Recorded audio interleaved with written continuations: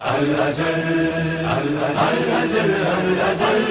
وليك اللهم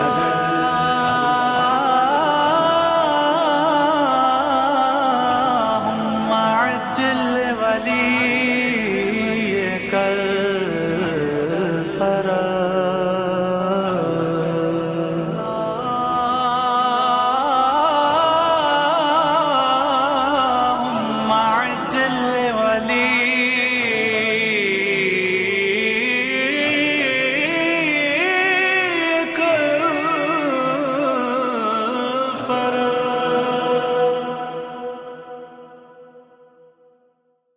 اعوذ باللہ من الشیطان اللعین الرجیم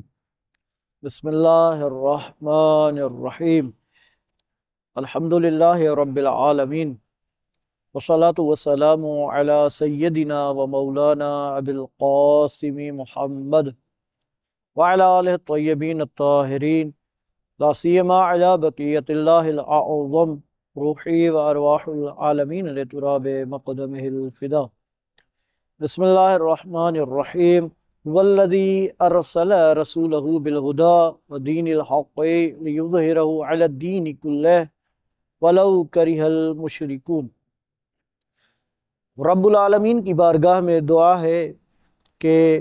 حضرت ولی النعمہ صاحب الزماں ہمارے اور آپ کے آقا و مولا سید و سردار تمام انبیاء اولیاء کی آس و امید حضرت صاحب الزماں کے ظہور میں جلدی فرمائے، ہمیں امام علیہ السلام کے اعوان و انصار میں شمار فرمائے۔ گفتگو ہو رہی تھی حضرت ولی النعمہ صاحب الزماں کے وجود پر نور کے حوالے سے۔ بعض اوقات کہا جاتا ہے کہ بھئی اگر امام مہدی علیہ السلام ہیں، ہر دور میں حجت خدا کا ہونا ضروری ہے، اور خاص طور پر آپ کہتے ہیں قائلین بے آپ امام مہدی علیہ السلام کی امامت کے قائل ہیں اور کہتے ہیں کہ اس دور میں وہ موجود ہیں، تو قرآن مجید نے اس چیز کو بیان کیوں نہیں کیا؟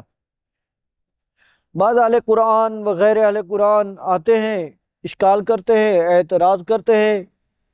یہ اتنی مہم چیز ہے، اس کو قرآن مجید نے حتماً بیان کرنا چاہیے۔ پھر وہ اصرار کرتے ہیں کہ بیان بھی اس طرح ہو کہ نام آنا چاہیے امام زمان علیہ السلام کا۔ حضرت صاحب الزماں کا اسم مبارک چونکہ قرآن میں نہیں ہے، لہذا وہ کہتے ہیں کہ آپ کی مدعا درست نہیں۔ تو ان کے جواب میں بہت ساری چیزیں ہم گزارش کرتے ہیں، عرض کرتے ہیں، ان میں سے ایک یہ ہے کہ دیکھیں کہ قرآن مجید نے جتنے بھی انبیاء کا اولیاء کے نام لیے ہیں وہ ماضی کے افراد تھے۔ اس چیز کو ذرا دقت سے غور سے سنیے گا، سمجھیے گا کہ انبیاء یا جتنے بھی مستکبرین ماضی کے تھے ان کا ذکر قرآن مجید نے کیا ہے، ان کا نام لیا ہے، لیکن جو بھی مستقبل کے افراد ہیں ان کے بارے میں ہرگز بھی نہ ہی نام لیا ہے، نہ ہی ان کا ذکر کیا ہے۔ جب قرآن مجید کا یہ اسلوب ہی نہیں کہ مستقبل کے افراد کو، مستقبل میں آنے والے افراد کا ذکر کرے، تو حضرت امام زمان علیہ السلام کا نام کس طرح لے سکتا ہے؟ اصلاً اگر قرآن مجید میں امام زمان علیہ السلام کا نام مبارک آ جاتا تو حقیقت میں امام زمان علیہ السلام کا وجود یہ نہیں کیا، یعنی قرآن مجید مشکوک ٹھہرتا کہ بھئی کسی بھی مستقبل کے فرد کا ذکر نہیں ہے، نام نہیں ہے، لیکن امام زمانہ کا نام ہے، لہذا یہ قرآن ہی درست نہیں ہے، قرآن تحریف شدہ ہے۔ نمبر 1۔ نمبر 2 کہ اگر نام آ جاتا ولو بالفرض، یہ ولو سلمنا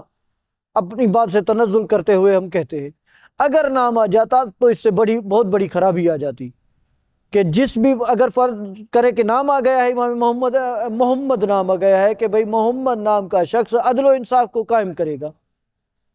تو اس کا نتیجہ کیا نکلے گا کہ بھئی اب بادشاہ جو ظالم حکمران ہیں اپنی اولادوں کے نام محمد رکھیں گے اور کہیں گے کہ بھئی یہی وہ محمد ہے جس کے ذریعے عدل و انصاف قائم ہونا ہے۔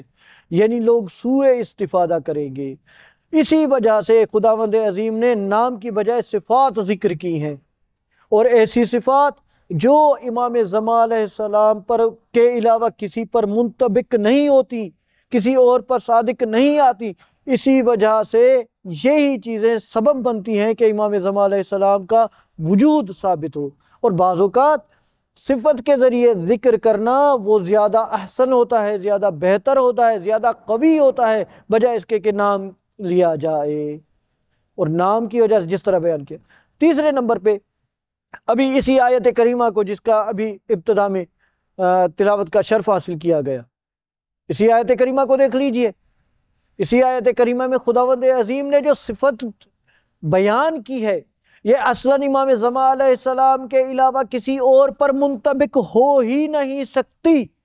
یہ کسی اور پر منطبق نہ ہونا دلیل ہے کہ امام زمان علیہ السلام کو قرآن مجید نے صراحت کے ساتھ بیان کیا ہے۔ مقصد بعثت رسالت بیان کرتے ہوئے رب العالمین نے فرمایا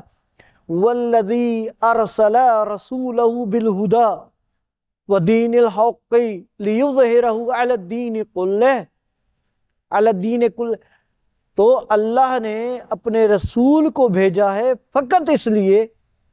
بالہدی ہدایت کے ساتھ، ودین حق دین حق کے ساتھ، لیظہرہ تاکہ یہ نبی اس دین کو غالب کرے تمام ادیان پر۔ اب جب اللہ نے فیصلہ کر لیا ہے، مقصد بعثت رسالت بیان کر دیا ہے کہ رسول کا کام یہ ہے کہ دین اسلام کو تمام ادیان پر غالب کرے، اس وقت حتیٰ کہ رسول اسلام کے زمانے میں دین اسلام تمام ادیان پر غالب تھا؟ نہیں تھا۔ جب نہیں تھا اور اس وقت بھی نہیں ہے تو ضروری ہے ایسی ذات، ایسی شخصیت ہو جو آ کر دین محمدی کو تمام ادیان پر غالب کرے۔ رب العالمین ہمیں امام زمان علیہ السلام کی خدمت کرنے کی توفیق عطا فرمائے۔ اللہم صلی علی محمد و آل محمد۔